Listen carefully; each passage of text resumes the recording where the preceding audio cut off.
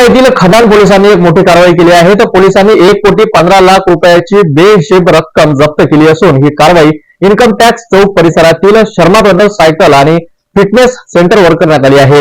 गुप्त माहितीच्या आधारे पोलिसांनी या ठिकाणी धाड टाकली, ज्यात मोठ्या प्रमाणात नोटांचा जळकान मिळाला आहे। अकोल्यातील खदान पोलीस ठाण्याच्या हद्दीत पोलिसांनी मोठी कारवाई केली। पोलिसांनी इन्कम टॅक्स चौक परिसरात शर्मा ब्रदर्स सायकल आणि फिटनेस सेंटरवर धाड टाकत 1,15,00,000 रुपयांची बेहिशेबी रक्कम जप्त केली। या कारवाईत मिळालेल्या गुप्त माहितीच्या आधारावर पोलिसांनी सर्च ऑपरेशन सुरू केले आणि नोटांच्या गबाळाचा शोध घेत पोलिसांना मोठ्या रकमेचा ठाव लागला। हे सर्व पैसे पोलिसांनी ताब्यात घेतले असून या बेहिशेबी रकमेची माहिती आयकर विभागाला देण्यात आली आहे। आयकर विभाग आता या प्रकरणी पुढील कारवाई करणार आहे। अकोल्यातील पोलिसांचा हा तपास पुढे कसा जातो आणि किती जणांवर कारवाई होईल याकडे सर्वांचे लक्ष लागले आहे। पोलीस स्टेशन खदान हद्दीमध्ये गोरक्षण रोडवर शर्मा ब्रदर्स या दुकानामध्ये मोठ्या प्रमाणात कॅश असल्याची आम्हाला माहिती मिळाली।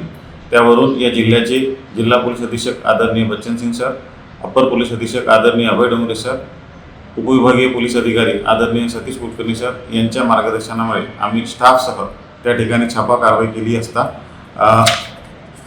येथील दीपक दिनकर घुगे वय 30 वर्ष याच्या ताब्यामध्ये जवळपास 1,15,00,000 नगदी कॅश आम्हाला त्या ठिकाणी मिळून आली।